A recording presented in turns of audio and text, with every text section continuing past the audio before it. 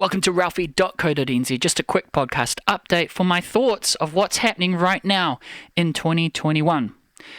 I think there is the mob, right, of the 1980s, say the New York mob, the five big families of the 1980s.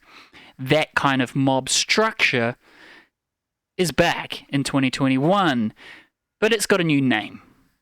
It's called the government. I'm not saying that your government frontheads are the mob themselves, but I think it's ingrained enough, deep enough that you can say it's safe to say that they are giving each other favors. I was watching a documentary and I tried to pull it up again today, and I think it's actually been deleted, unfortunately. But basically, this documentary was going into detail about how Rudy was at the time the U.S. attorney for trying to bring down the five biggest mob families who worked together to basically make money in the 80s. They were so ingrained into both illegal trades such as drugs and also legal parts of society, such as construction, such as unions, such as clothing, all sorts. Restaurants, for example, they mix their assets from both illegal to both legal parts of society. And so Rudy at the time was the U.S. attorney, the same Rudy who is now bringing together a case with Trump about the Biden administration, how they allegedly stole the voting system by mail-in ballots.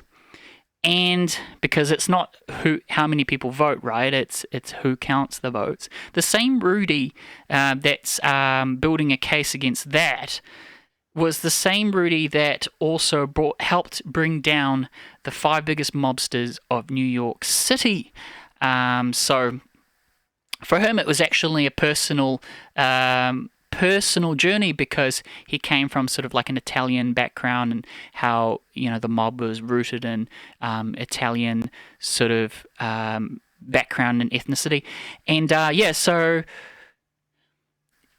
in the end, they actually did get these the biggest bosses of the mob, but they took a while to build the case, because they had to figure out a way to prosecute not just individuals but the body themselves, which was called the Concrete Club, or the Club, so to say. Why was it called the Concrete Club? Well, the Concrete Club consisted of five of the biggest mob families who went.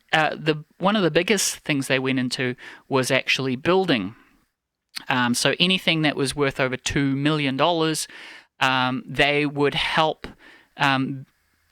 It'll go to auction, and they will help bid to that amount. Like, say, for example, Everyday Joe or Everyday Bob bids at $8 million. One of the big families, because they've got each other's wealth to play around with, they will just bid, like, say, $10 million, so just above the actual free market, and then they will build against themselves, basically. So anything over $2 million, all the contracts for all the concrete jungle of New York City at the time, hence called the Concrete Club, they would bid against themselves, the five big family mobsters, to a point which it was really interesting. It actually went into, say, for the Trump Tower, for example, as well. The Trump Tower was $19 million. That was the job value at the time. And one of the comments was, you don't really finish a project, something as big as that, without mobster influence. So it got me to thinking that if that was happening, say, in the 80s, which is within my lifetime, I was just being born then, really, how is it not possible that the same thing is unfolding again now, but just with different families? Because if you cut off the heads of any warlords or any what we call the global elites, whatever you want to name them, they will always be renamed as whatever, but they're all essentially warlords. others will take their place. It's just the whole like mobster thing. It's the whole underground gangs and things like that. There's always others to take their place. And then, I mean, their wealth never disappeared. In fact, governments at that time never could find all their wealth because it was so well hidden. And it got me to thinking that housing now is just no different, because what you're finding, especially with lockdowns, everything is going to auction. Like a lot of things are going to auction. So again, if anything over say 2 million, who do you think those contracts are going to? Who do you think are the ones that can bid? Especially with now all sorts of businesses going under and everything like that, it's basically a fire sale for these mobster families. And another good documentary I recently watched was called Age of Samurai, Battle for Japan. And it went into detail about how the different warlords of the different regions within Japan at the time, back in the samurai age, would basically kill each other to gain power. And it's no different now, I think. I think there's some sort of infighting happening with the elite. And so whether... And also the structure of the whole mobster thing in the 80s, I think, is no different to now. So the structure of the 80s mobster, for example, is you had the bosses right at the top. These are the unelected people that basically hide within the shadows. You never really get to know them. So you got the bosses at the top. Then there's usually a sub-boss or a lieutenant, whatever you want to call it.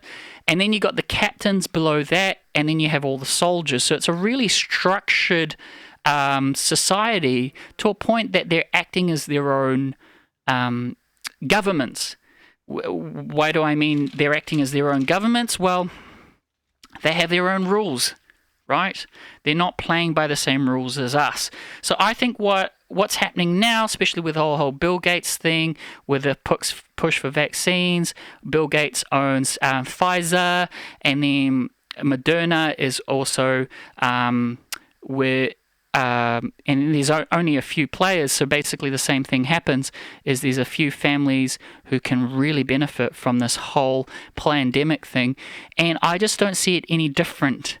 I think it's history. My underlying feeling is history is repeating itself again. Also, another public announcement with these podcasts, please go to ralphie.co.nz. That is where I have my new 24/7 radio station. I will be uploading exclusive podcasts to that with all my thoughts and things like that you won't find anywhere else. Why is that? Because many platforms like the one that you're watching me on now, if you're watching me on a video platform, will eventually censor and keep everything on the down low, especially with the whole post-parler censorship, which is a form of antitrust. So there we go. Please go to ralphie.co.nz. There's a live chat there as well, so you can chat to me directly. This will now be my only form of, communication or social media as such to anyone out there, because I find that all other social media platforms are quickly censoring voices. Thank you very much for listening to Ralphie Radio, ralphie.co.nz.